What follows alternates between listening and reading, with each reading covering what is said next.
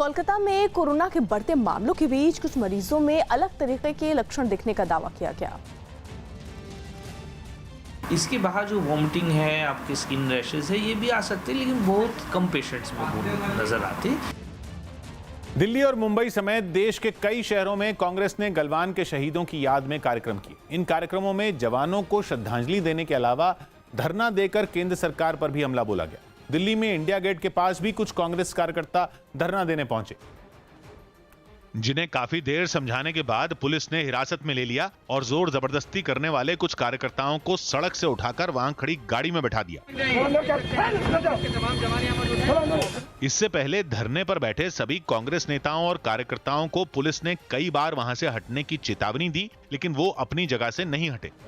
यहाँ से हट जाएं, आप सभी से निवेदन है, यहाँ पे 112 लगी हुई है, यहाँ पे कोई भी धरना करने की अनुमति नहीं है। हिरासत में लिए जाने के बाद गलवान के शहीदों के बहाने कांग्रेस ने सीधे प्रधानमंत्री पर हमला बोला। नरेंद्र मोदी जवाब दे कि 20 शहीद कैसे हो गए? आप कहते हैं कि चाइना हमारी सीमा में नहीं आया है। ये धरना खत्म हुआ तो थोड़ी देर बाद इंडिया गेट के पास ही यूथ कांग्रेस के कार्यकर्ता पहुंच गए। धरना देने के लिए वो सभी लोग सड़क पर बैठ गए। हालांकि वहां भी पुलिस ने सख्ती दिखाई और तुरंत सभी लोगों को वहां से हटा दिया। दिल्ली के अलावा मुंबई और अहमदाबाद में भी शहीदों की याद में कार्यक्रम रखा गया और कई कांग्रेस नेताओं ने वहां पहुंचकर गलवान में शहीद हुए जवानों को श्रद्धांजलि दी। गुजरात के आणंद में चीन के सामान का बहिष्कार करने के लिए एक अनोखा तरीका अपनाया गया।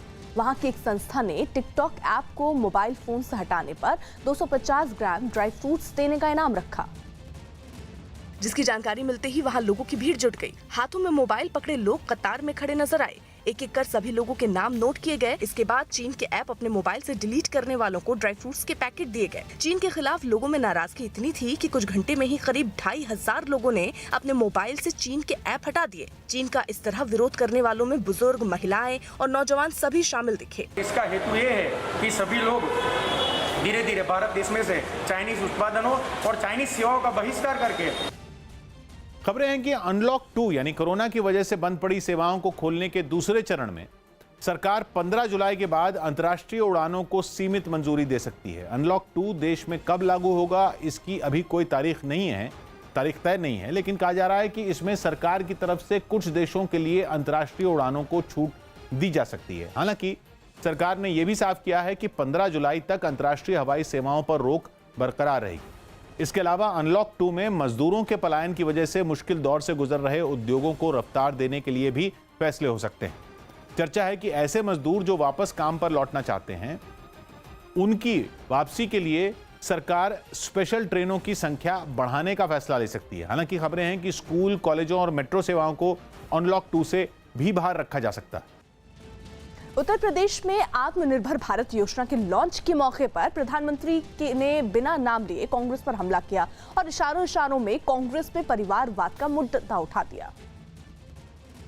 दुनिया में जितने बड़े लोग बने हैं ना, सब छोटे से ही शुरू किया है जी, और जिन्होंने छोटे से शुरू किया वो सचमुच में बड़े बने हैं।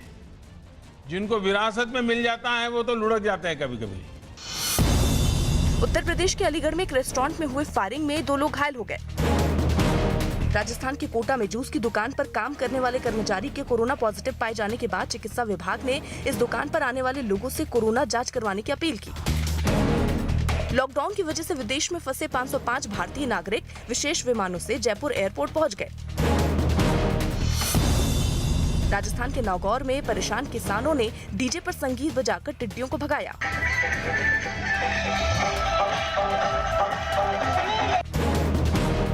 मध्य प्रदेश के खरगोन में कोविड वार्ड से भागे कोरोना मरीज को पुलिस ने पकड़ लिया। उत्तराखंड के रामनगर में पुल नहीं होने से गांव के लोगों को जान जोखिम में डालकर नदी पार करने को मजबूर होना पड़ा। दिल्ली में कोरोना के बढ़ते मामलों के बीच कंटेनमेंट जोन में हर घर का सर्वे कराया जाएगा। जानकारी के मुताबिक कंटेनमेंट जोन में आने वाले सभी लोगों की कोरोना वायरस की जांच की जाएगी, जो 27 जून से शुरू होगी और इसे 30 जून तक पूरा कर लिया जाएगा। इस दौरान लोगों के खून का सैंपल लिया जाएगा, जिनमें वो लोग भी शामिल होंगे जिन्हें कोरोना हुआ था और बाद में वो ठीक हो गए।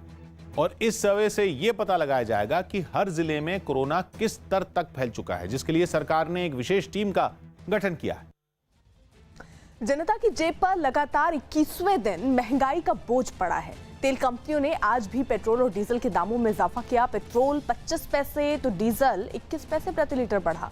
दिल्ली में आज 1 लीटर पेट्रोल की कीमत अब 80 रुपए 38 पैसे है तो डीजल की कीमत 80 रुपए 40 पैसे है। पिछले 21 दिन से लगातार तेल की कीमतें बढ़ रही हैं, जिसको लेकर देश भर में लोगों में काफी नाराजगी भी देखी जा रही है। कोरोना संकट के बीच ब्राजील के साओ पाउलो में ड्राइव इन सिनेमा की वापसी हो गई।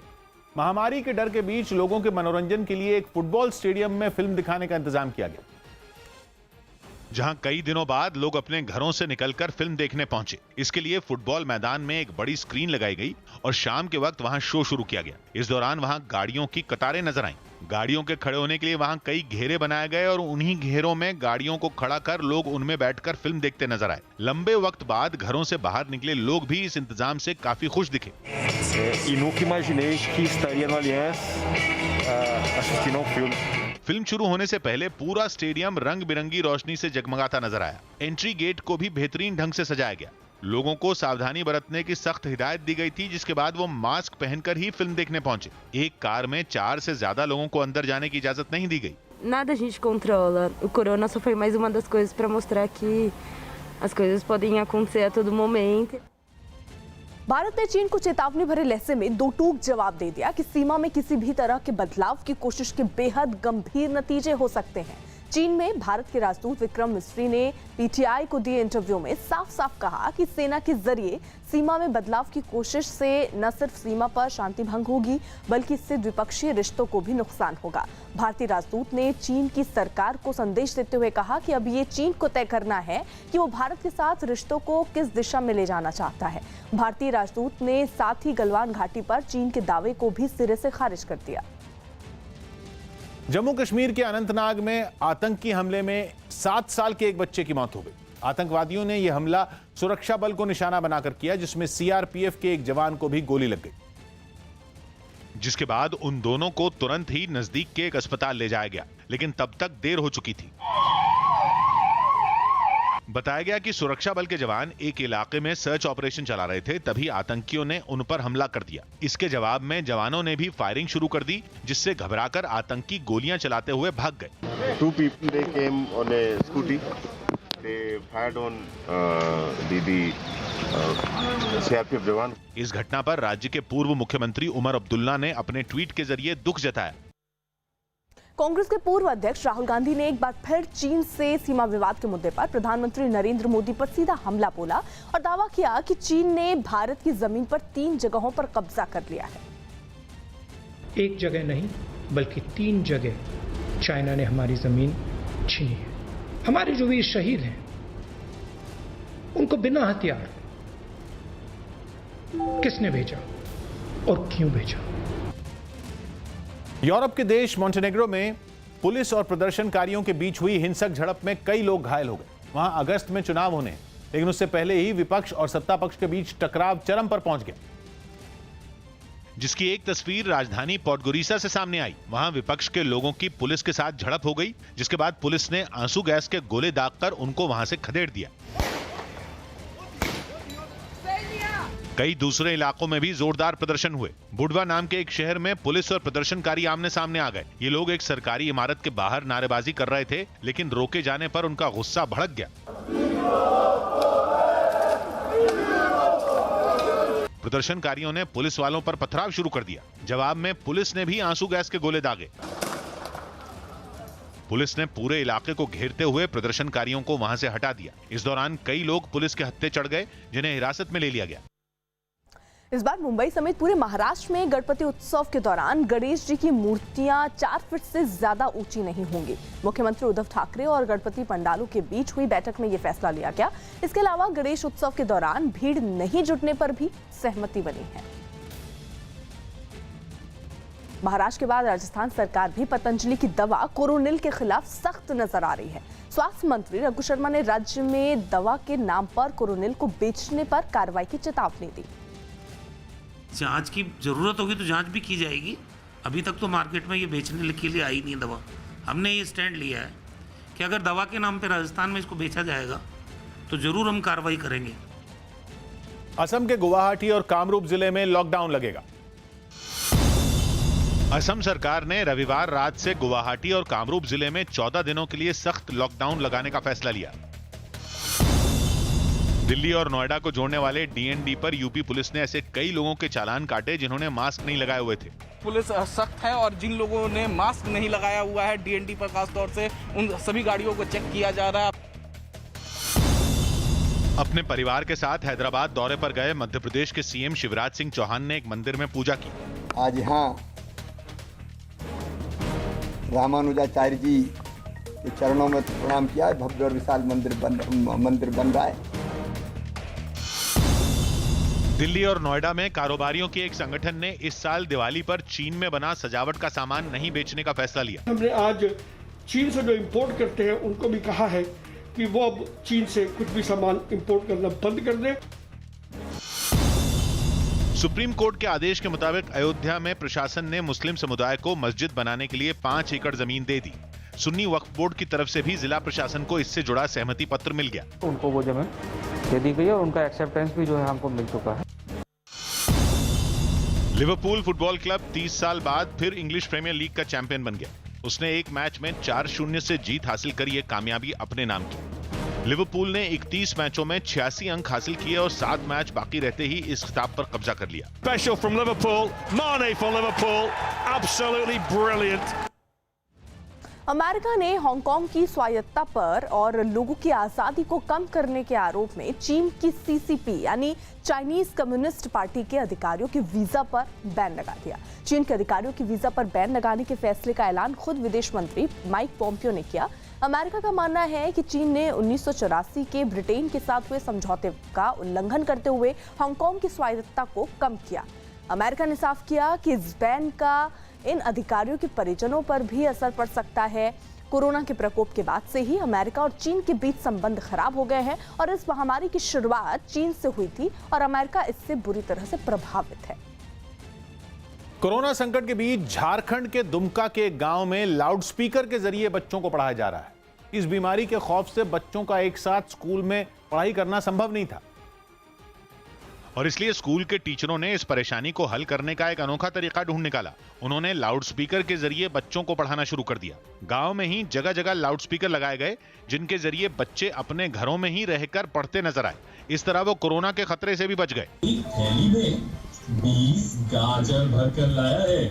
बताया गया कि स्कूल प्रशासन पहले मोबाइल फोन के जरिए ऑनलाइन क्लास की तैयारी में था, लेकिन पिछड़ा इलाका होने की वजह से ज्यादातर बच्चों के घरों में इस तरह की सुविधा नहीं थी। जिन बच्चों के घर में एंड्रॉइड मोबाइल नहीं है तो वहाँ उनको परेशानी होती है। वहीं कुछ बच्चे स्कूल के पास जमीन पर बैठकर पढ़ते दिखाई दिए। हालांकि उन्होंने एक दूसरे से दूरी बनाए रखी। उत्तर प्रदेश के अमरोहा में लॉकडाउन लागू होने के बाद फंसे कई मजदूरों को स्पेशल ट्रेन से बिहार भेजा गया। ये सभी मजदूर काम नहीं मिलने की वजह से परेशान थे और ट्रेन के जाने की जानकारी मिलते ही ये सभी मजदूर रेलवे स्टेशन पर पहुंच गए। सामान को अपने सर पर लेकर मजदूरों की एक लंबी लाइन रेलवे स्टेशन के बाहर नजर आई। काफी देर तक ऐसे ही खड़े रहने के बाद ये सभी लोग रेलवे स्टेशन के बाहर ही बैठ गए। रेलवे स्टेशन पर लोगों के बीच दूरी बनाए रखने के लिए कई इंतजाम किए गए थे, लेकिन मजदूरों की भीड़ इतनी बढ़ गई कि सारे इंतजाम धरे के धरे रह गए। ट्रेन के इंतजार में बैठे लोग एक दूसरे के बिल्कुल पास बैठे नजर आए और सभी ने नियमों का बिल्कुल भी ध्यान नहीं रखा। हालांकि ट्रेन के प्लेटफॉर्म पर पहुंचने के बाद कुछ पुलिस वाले नियमों का ध्यान रखते हुए इनको ट्रेन में बैठाते हुए दिखाई दिए। प्रशासन की तरफ से इन मजदूरों के लिए खाने पीने का इंतजाम भी किया गया। दोपहर का खाना सभी को उपलब्ध कराया गया और अब जब ये लोग जा रहे हैं तो इनको सबको रास्ते के लिए 2-2 फूड पैकेट और 2-2 वाटर बोतल दी गई है।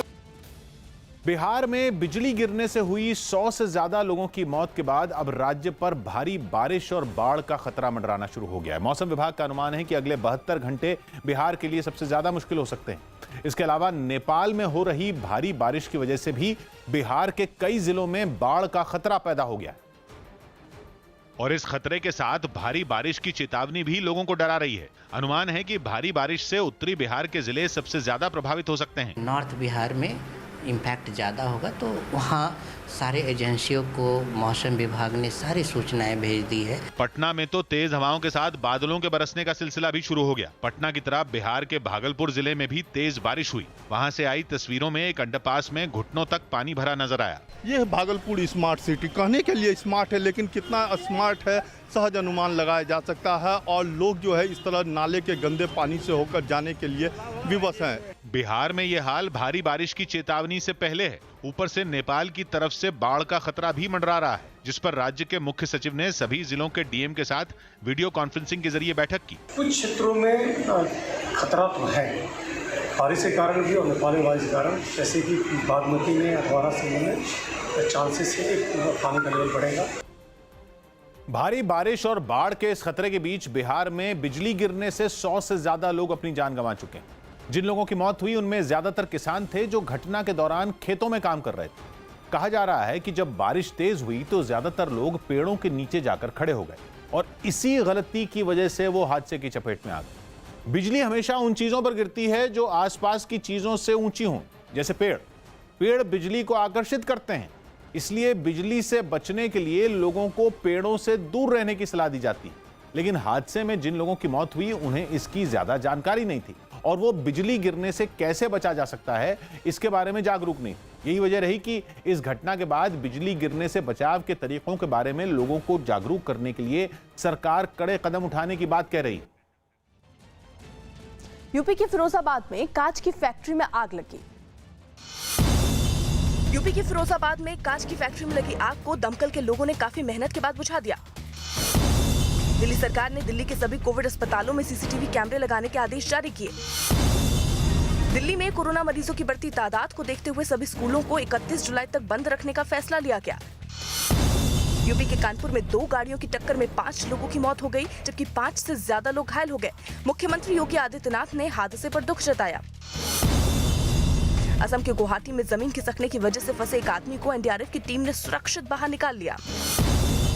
छत्तीसगढ़ के अंबिकापुर में NH-43 पर 15 किलोमीटर लंबा जाम लग गया। बताया गया कि सड़क और पुल बनवाने का काम पूरा नहीं होने की वजह से जाम लगा। कनाडा के टोरंटो में कोरोना वायरस के खतरे के बीच योग करने का एक अनोखा तरीका अपनाया गया। वहां एक योग सेंटर ने लोगों को एक साथ योग कराने के लिए प्लास्टिक के 50 टेंट लगा दिए ताकि लोग अलग अलग टेंट में बैठकर योग कर सकें।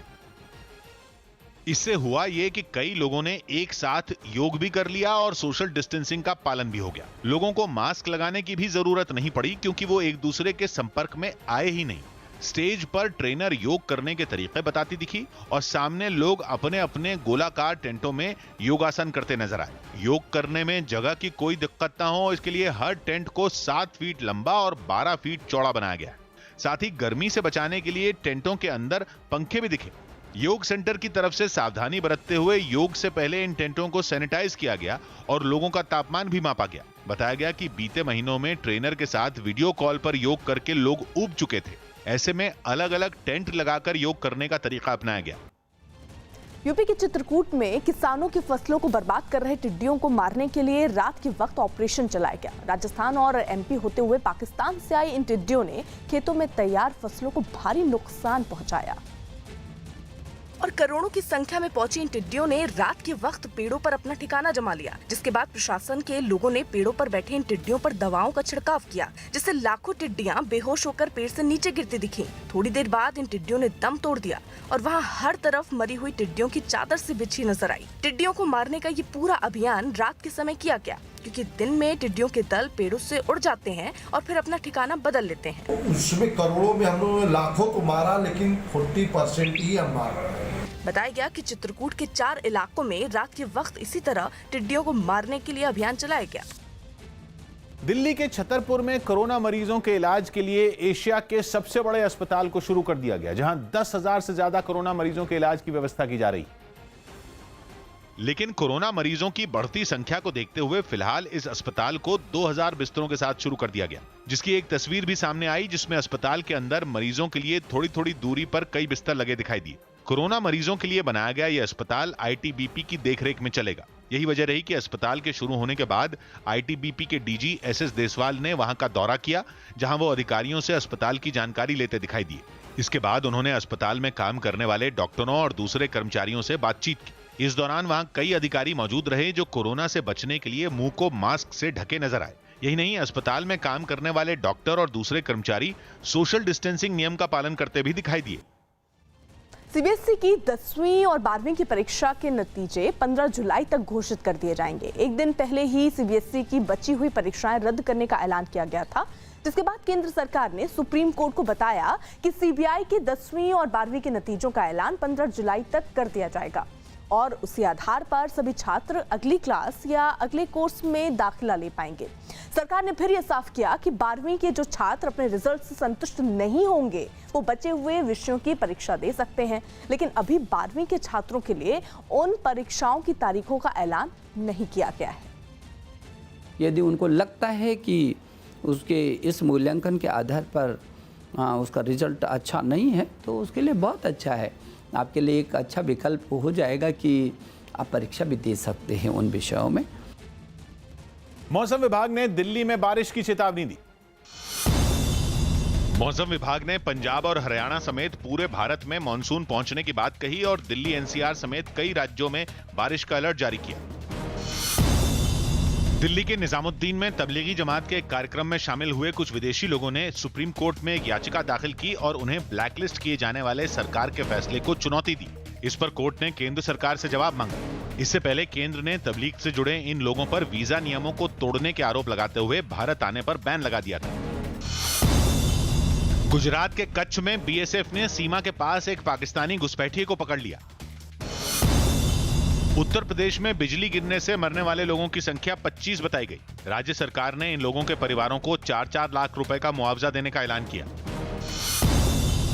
गोविंदा की फिल्म के गाने पर डांस का एक वीडियो सोशल मीडिया पर वायरल हो गया। गीतकार मनोज मुंतशिर ने इस छोटे बच्चे की तारीफ करते हुए उसे आगे अच्छा अभ्यास करवाने और उसके भविष्य की जिम्मेदारी खुद उठाने की बात कही। राजा बाबू चल गया कोई जादू, ना रहा दिल पे काबू, क्या कर गई हसीना। राजस्थान के अजमेर में श्रद्धांजलि सभा के दौरान ही कांग्रेस के 2 कार्यकर्ता आपस में बुरी तरह उलझ गए और एक दूसरे पर लात घूंसों की बारिश कर दी। राजस्थान में राज्य के सभी कांग्रेस दफ्तरों पर गलवान घाटी के शहीदों को श्रद्धांजलि देने के लिए कार्यक्रम का आयोजन किया गया।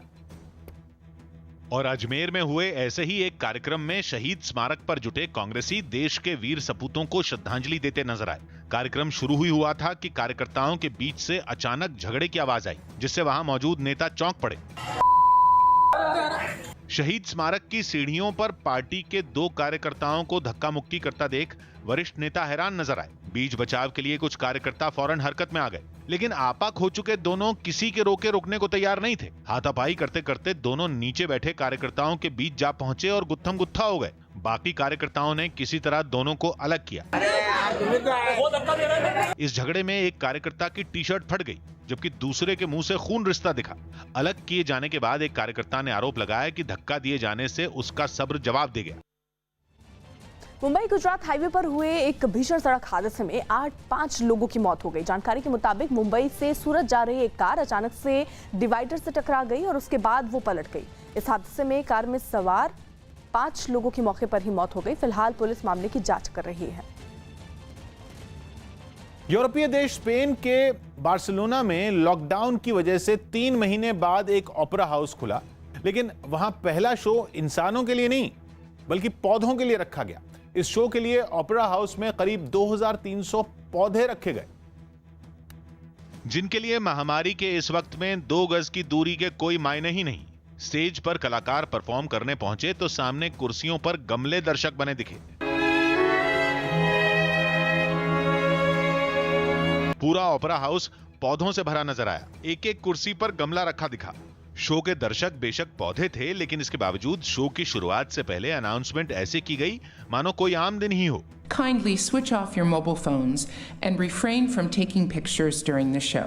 वैसे तो शो खत्म होने पर पूरा ओपेरा हाउस दर्शकों की तालियों की आवाज से गूंज उठता है, लेकिन इंसानों की गैर मौजूदगी में तालियों की जगह हवा में हिलते पौधों की सरसराहट ने ले ली। बताया गया कि कार्यक्रम के जरिए प्रकृति का शुक्रिया अदा किया गया। Tiren streaming para que la gente lo ponga en sus casas para que lo oigan sus plantas. Bharat और चीन के बीच चल रहे सीमा विवाद के बीच कांग्रेस ने एक बार फिर एलएसी पर चीनी सेना की घुसपैठ का मुद्दा उछाल दिया। कांग्रेस नेता भंवर जितेंद्र सिंह ने दावा यह किया कि चीन की सेना भारत की सीमा में काफी अंदर तक दाखिल हो चुकी है। आज देश के एलएसी के अंदर 18 किलोमीटर अंदर पीएलए की फौजें घुस चुकी हैं। ऐसी एक स्थिति पैदा हो गई है। थाईलैंड के सुफानबुरी में एक मरीज को एम्बुलेंस में चढ़ाते वक्त जबरदस्त धमाका हो गया। बताया गया कि उस एम्बुलेंस में रखे ऑक्सीजन सिलेंडर से गैस का रिसाव हो रहा था, जिसने आग पकड़ ली। और इससे पहले कि उस मरीज को एम्बुलेंस में चढ़ाया जाता, वहां जोरदार धमाका हो गया। इससे पहले कुछ लोग उस मरीज को स्ट्रेचर पर बैठाकर एम्बुलेंस के करीब लाते दिखे, लेकिन उनके एम्बुलेंस के करीब पहुंचते ही उसमें रखा ऑक्सीजन सिलेंडर धमाके के साथ फट गया। धमाका होते ही वहां मौजूद लोग जान बचाने के लिए भागने लगे। देखते ही देखते एम्बुलेंस लपटों में घिर गई और उससे निकलने वाले धुएं ने पूरे इलाके को ढक लिया। हालांकि अस्पताल के स्टाफ ने वक्त रहते मरीज को वहां से हटा लिया। एम्बुलेंस का ड्राइवर भी लपटों के बीच से बाहर निकलने में कामयाब रहा। हादसे के बाद दमकल की गाड़ी वहां पहुंची और आग बुझाने का काम शुरू किया गया। इस धमाके में एम्बुलेंस जलकर राख हो गई, जबकि अस्पताल की इमारत को भी काफी नुकसान पहुंचा। राजधानी दिल्ली में रोज कोरोना के नए रिकॉर्ड बन रहे हैं। पिछले 24 घंटे में दिल्ली में कोरोना के 3,460 नए मरीज मिले, जबकि 63 मरीजों की मौत हुई। दिल्ली में कोरोना के कुल एक्टिव मामले 27,657 हैं और 47,000 से ज्यादा मरीज ठीक हो चुके हैं। गृह मंत्रालय की सख्ती के बाद राजधानी में पिछले 24 घंटे में कोरोना के 21,000 से ज्यादा टेस्ट किए गए हैं। देश की राजधानी दिल्ली में अनलॉक 1 के लागू होने के बाद से हत्या, लूट और चोरी की घटनाएं तेजी से बढ़ी हैं। इन घटनाओं ने दिल्ली पुलिस की भी चिंता बढ़ा दी है। और बताया जा रहा है कि दिल्ली में लॉकडाउन हटने के बाद से हत्या, चोरी, रंगदारी और लूट की घटनाएं बढ़ गई। इनमें कई घटनाओं के सीसीटीवी वीडियो भी सामने आए हैं। 17 जून को मॉडल टाउन में हुई एक वारदात से तो इलाके के लोग दहशत में हैं। इस घटना में चलती बाइक पर 2 बदमाशों ने एक महिला से उसका बैग छीनने की कोशिश की थी। इसी तरह 10 जून को दिल्ली के स्वरूप नगर में कुछ बदमाश 10 लाख रुपए के गहनों पर हाथ साफ करके रफूचक्कर हो गए थे। 8 जून को नजफगढ़ में ज्वेलरी की एक दुकान पर लूट के मकसद से बदमाशों ने गोली चलाई थी और इस घटना ने इलाके के दुकानदारों को डरा दिया था। 6 जून को भी दिल्ली के भलसवा इलाके में कुछ बदमाश दिन दहाड़े एक लड़के को डंडों से बीच सड़क पर पीटते नजर आए थे। ये घटना पुलिस थाने से सिर्फ 200 मीटर की दूरी पर हुई थी। नरेला में तो पिछले 1 महीने में आरोपी 2 एटीएम उखाड़ कर ले जा चुके हैं और ये सारी घटनाएं लॉकडाउन हटने यानी अनलॉक 1 लागू होने के बाद हुई हैं। दिल्ली में जिस तरह से ताबड़तोड़ वारदातें सामने आ रही हैं, उसके बाद ये साफ हो जाता है कि सुरक्षा के ये दावे हवाई साबित हो रहे हैं। दिल्ली में बढ़ते अपराध की एक कड़ी कोरोना से भी जुड़ती दिख रही है। दिल्ली पुलिस के मुताबिक जेलों में कोरोना फैलने के डर से लॉकडाउन के दौरान कई कैदियों को जमानत पर छोड़ दिया गया था। दावा है कि जेलों से छूटने के बाद इन कैदियों ने गैंग बनाकर दिल्ली में अपराध करना शुरू कर दिया। दिल्ली पुलिस का दावा है कि पिछले कुछ दिनों में हुई घटनाओं के आरोप में ऐसे 80 से ज्यादा बदमाशों को पकड़ा गया है जो लॉकडाउन के दौरान जमानत पर जेल से छूटे थे। इसी को देखते हुए अब दिल्ली पुलिस ने जमानत पर छोड़े गए सभी कैदियों की एक लिस्ट बनानी शुरू कर दी। लद्दाख से जम्मू कश्मीर तक संचार सुविधाओं को मजबूत करने के लिए केंद्र सरकार ने एक मास्टर प्लान तैयार किया है और अब तक इन इलाकों में संचार की सुविधा अच्छी नहीं थी। ऐसे में सीमा पर तनाव के बीच कनेक्टिविटी को बेहतर करने के लिए केंद्र सरकार ने एक प्लान बनाया ताकि लद्दाख और जम्मू कश्मीर के 100% लोगों को संचार की सुविधा मिल सके। इस योजना के तहत देश के दूरदराज इलाकों में बसे 354 गांवों में काम शुरू कर दिया गया, जिसमें जम्मू कश्मीर के 87 और लद्दाख के 57 गांव शामिल हैं। केंद्र ने इन ग्रामीण इलाकों में सैटेलाइट फोन की सुविधा देने के लिए 812 डिजिटल सैटेलाइट फोन टर्मिनल स्थापित करने की योजना बनाई है, जिसमें 134 टर्मिनल लद्दाख के दूर दराज के इलाकों में लगेंगे और इन इलाकों में गलवान घाटी भी शामिल है। ये टर्मिनल लगने के बाद इन इलाकों में लोगों को सैटेलाइट फोन के जरिए कहीं से भी कॉल करने में आसानी होगी, क्योंकि सैटेलाइट फोन में सिग्नल उपग्रह से आता है। गुजरात में नाम और हुलिया बदलने के बावजूद हत्या का एक आरोपी पकड़ा गया। गुजरात एटीएस ने पिछले 11 साल से सूरत में नाम और हुलिया बदलकर रह रहे एक हत्या के आरोपी को पकड़ लिया। यूपी में मथुरा और वृंदावन में कुछ होटल मालिकों ने चीन के नागरिकों को कमरा नहीं देने का फैसला लिया। इतना ही नहीं, इन लोगों ने चीन का सामान इस्तेमाल नहीं करने की अपील भी की। जम्मू कश्मीर पुलिस ने मेढर में एलओसी के पास वाले एक गांव से 1.5 किलो हेरोइन बरामद की।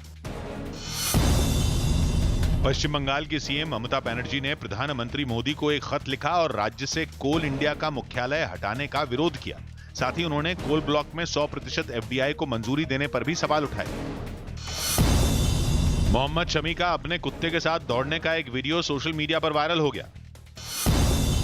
भूटान के विदेश मंत्रालय ने भारत की तरफ जाने वाले पानी को रोकने की खबर को गलत बताया। असम सरकार ने भी साफ किया कि भूटान ने कोई पानी नहीं रोका है। वहाँ बोल्डर जमा हो गया था, इसलिए पानी रुक गया था।